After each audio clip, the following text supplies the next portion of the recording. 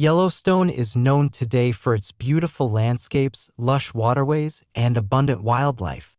But it wasn't always like that.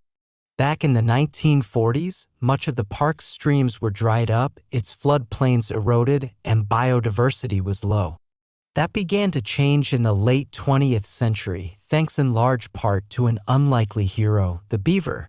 Between 1986 and 1999, more than 100 beavers were reintroduced into Yellowstone. Over time, their presence transformed the environment. But this story isn't just about beavers, it also involves wolves, elk, and a surprising plant, willows. Let's rewind. In the early 20th century, wolves were common in Yellowstone. But people viewed them as dangerous and wiped them out. Between 1915 and 1935, park records showed dozens of wolves were killed. By 1935, they were likely gone from the park entirely. Without wolves, elk populations soared. More importantly, elk behavior changed. With no predators to fear, they settled in one place and overgrazed plants, especially willows. Willows are vital for beavers. They're used for food and dam building. Without them, beavers couldn't survive. By 1953, only 8 beaver colonies remained in Yellowstone, down from 25 in 1921. Meanwhile, beaver populations across North America had collapsed from about 60 million to just a few 100,000 due to overtrapping. With their numbers low and habitat degraded, Yellowstone's streams suffered. Erosion increased, vegetation disappeared, fish and bird populations declined, and rising water temperatures pushed out cold water species like salmon. In 1995, Yellowstone took a major step. 14 gray wolves were reintroduced from Canada, followed by 17 more in 1996. Almost immediately, elk behavior shifted. They began moving more and grazing less in one place. As a result, willows and other plants began to recover. But recovering wolves wasn't enough. The waterways still needed help, and that's where beavers came in. Starting in 1986, Yellowstone began reintroducing beavers from the nearby Gallatin National Forest. A total of 129 beavers were released.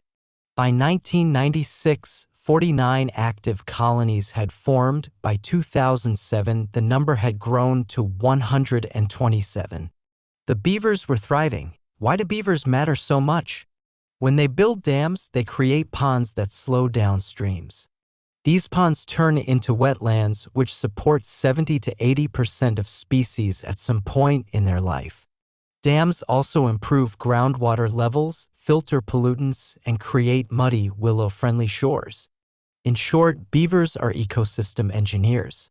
By 2018, willow cover along Blacktail Deer Creek had jumped from nearly nothing in 1995 to 43% on the west side and 93% on the east.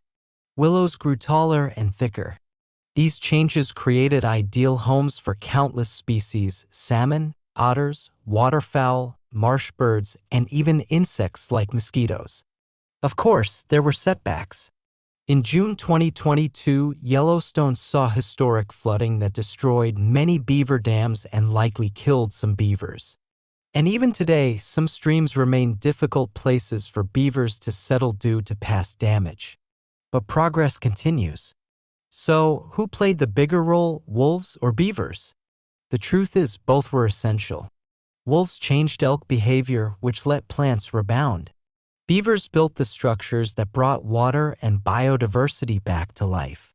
Without one, the other couldn't have succeeded. Today, people are also helping. Scientists and conservationists build artificial beaver dams using sticks, mud, and willow branches. These mimic real dams and offer many of the same benefits, especially in places where beavers haven't yet returned, but nothing quite replaces the real thing. Beavers, with their instinctive work ethic and remarkable engineering skills, continue to shape Yellowstone in powerful ways. Their comeback shows how restoring just a few key species can help revive entire ecosystems and how even the smallest animals can make the biggest difference.